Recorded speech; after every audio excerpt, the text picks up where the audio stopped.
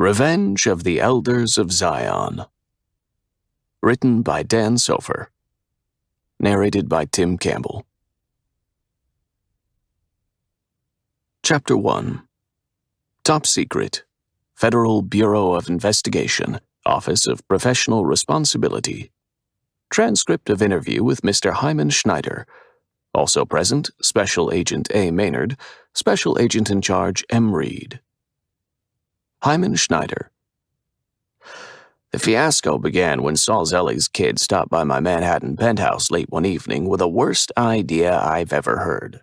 And what a fiasco that was. You don't need me to tell you that. The damage caused, the lives lost, and property destroyed boggles the mind. It simply boggles the mind. I think in your circles you'd call that a cluster fiasco, am I right? My apologies. I'm an old man. I get carried away. You're busy people and so am I. I'll cut to the chase. Back to that fateful evening. This was about 2 months ago. Saul Zelig's kid pitched me the worst idea I've ever heard. Trust me, I hear a lot of bad ideas. Young CEOs swarm to me like bees to a flower.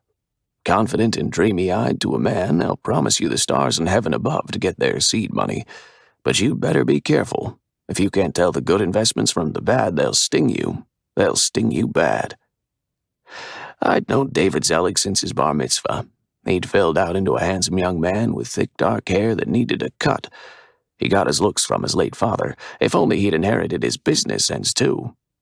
It was his great-grandfather who started Zelig Pictures, you know. The Zelig progeny no longer ran the studios. David Zelig, the last of the family line, loved the industry, but his heart wasn't in management. He wrote screenplays, spy stories, and conspiracy thrillers. The executives never greenlit his scripts for production, but rejection didn't get him down. Zelig Pictures was still his family's private company. He should never want for money. He should have been lazing on a yacht somewhere, sipping margaritas and chatting up pretty young women. Or so I thought. Instead, he turned up here. He sat right over there where you're sitting, his hands fidgeting with his whiskey glass. After a minimum of small talk, he pitched me the mother of all bad ideas. The pitch was so bad I had trouble wrapping my head around it. I said, "You mean like a secret society?" "The secret society," David told me. "The Elders of Zion. The one the Gentiles have always accused us of running. They already believe we control the world. What's stopping us?" Had this been anyone else, I would have kicked him out, but David's late father had been a close friend. Over the years, he'd gotten me out of many a tight spot. The least I could do was steer his kid away from a colossal mistake. "David," I told him, "why on God's green earth would you want to get mixed up with such nonsense?" A fire burned in the kid's eyes. "You read the news, Jaime. There's been one synagogue shooting after another. It's like open season for anti-Semites, and law enforcement is powerless to stop them. Maybe it's time we took matters into our own hands." The kid had good intentions, but he needed to calm down. So I poured him another shot of Balvenie and told him a story. 2 Yids are sitting in a Berlin coffee shop in the 1930s. One is reading a neo-Nazi newspaper, Der Stürmer.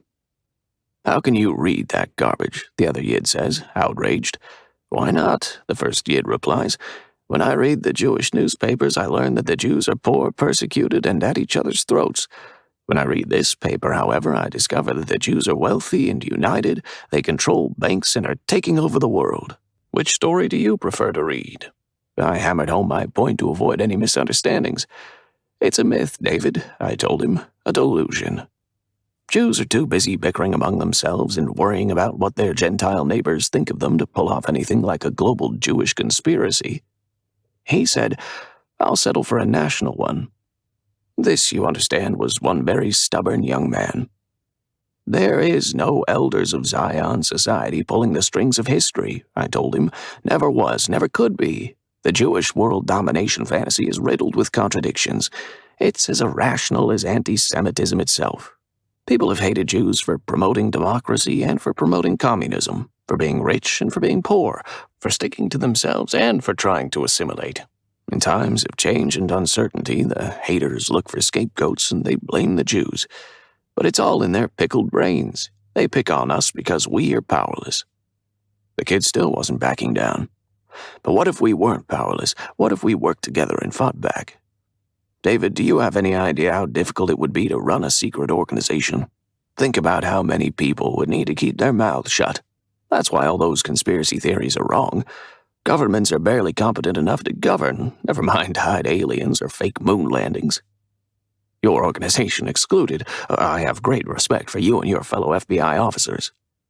M. Reed. That's agents, Mr. Snyder. We call FBI employees agents. Hyman Schneider. Thank you for pointing that out. Agent sounds much sexier, doesn't it? Where were we? Right, conspiracy theories. It's a fool's errand, I told him. Forget about it. You don't need the money, and as for power, power is just a bullseye painted on your head. It's not worth it, David. The kid deflated like an old party balloon.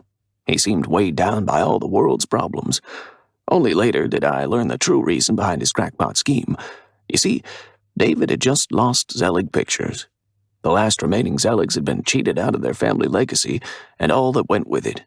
David knew this for a fact, but he couldn't prove it, and so his mind had filled with conspiracies. I'm glad you turned to me for advice, I told him. I'm flattered, and I'm sorry to be so blunt, but cheer up, for God's sake. Find something better to do with your time and energy. For example, you could find a nice young woman and settle down. Your father would have liked that. David Zelig sighed. Then he shook my hand and left. But do you think he listened to me? If he had, we wouldn't be sitting here, would we?